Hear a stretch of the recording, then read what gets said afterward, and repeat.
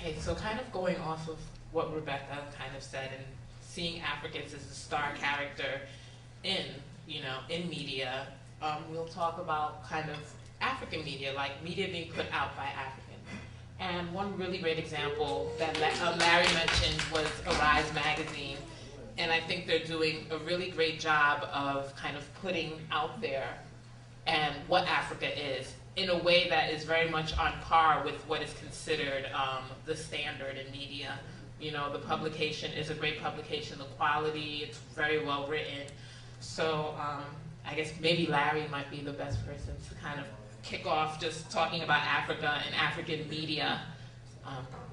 Well, I think with using Arise as an example, when I first saw it, I think it was last February, the first fashion week they did at the Tents. And what's funny is I was actually in Ghana New Year's 2008 to 2009, and I was talking with a friend who was a writer, and he had mentioned this magazine, Arise. And he said, oh, it's a great fashion magazine, they're going to do all these amazing things. And I looked at him like he was crazy, because I know it seems bad, but it's like we all have these amazing ideas, and I think part of the issue sometimes is that they're not done properly or they're not done to its fullest potential. So when I saw the first issue, I freaked out. I was like, wow, okay, I need to be involved with this. So, and for me, especially when I see, African women, when they look at the magazine and just the smiles that just come off their face and just to see something that's reflective of them, I think it's amazing. And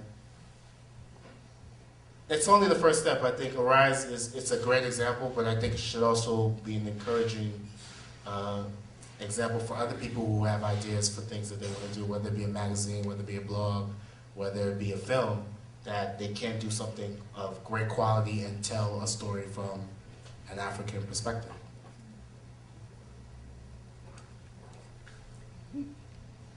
Well, I know one of the things that was beautiful for me as an experience it was actually in South Africa, where I had peers who were relatively young, who were in decision-making positions with SABC and with Y Magazine and with their online media and online magazines.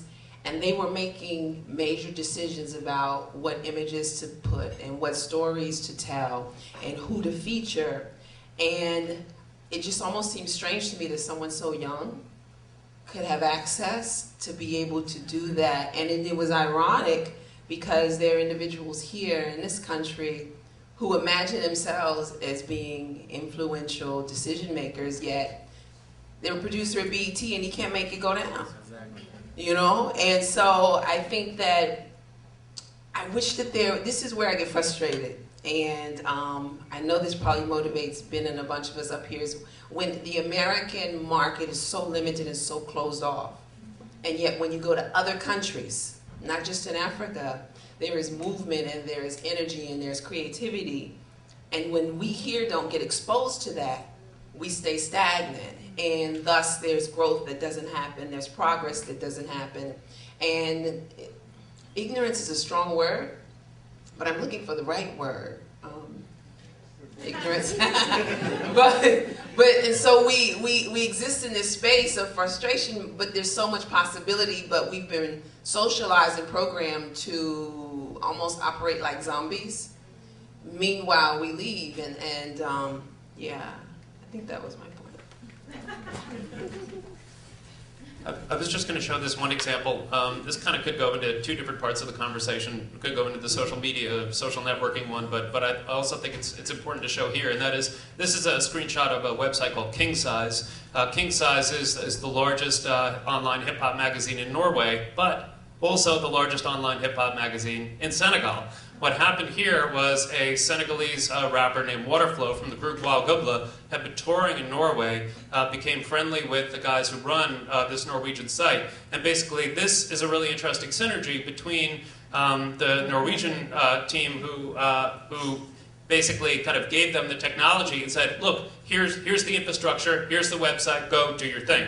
Now the incredible thing about King Size is that and Bia could probably speak to this a little bit more too, and it's become the largest hip-hop online magazine in West Africa, and it's also number 5 in terms of the most visited websites, period, in Senegal.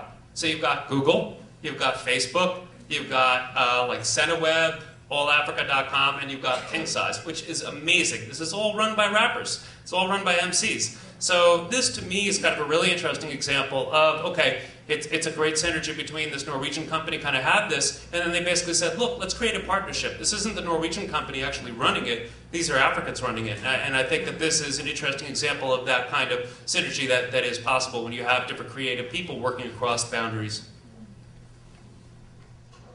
Yeah. So King Size for me is like an example for all rappers, all African rappers, to think about like developing the hip hop.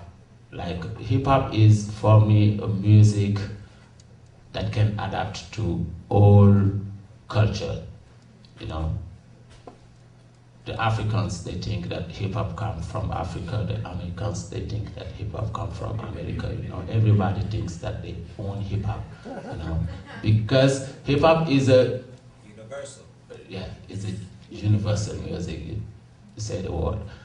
So Waterflow is one of the rappers like who was living in Senegal, with me, Meta, and all the boys, trying to make it happen, But when I first see that website, it was very, like, powerful, for me, to think that a Senegalese rapper is running, like, a website like this, And he called me and gave me the name of the website, But when I first get there, that was very great, And so I really appreciate it.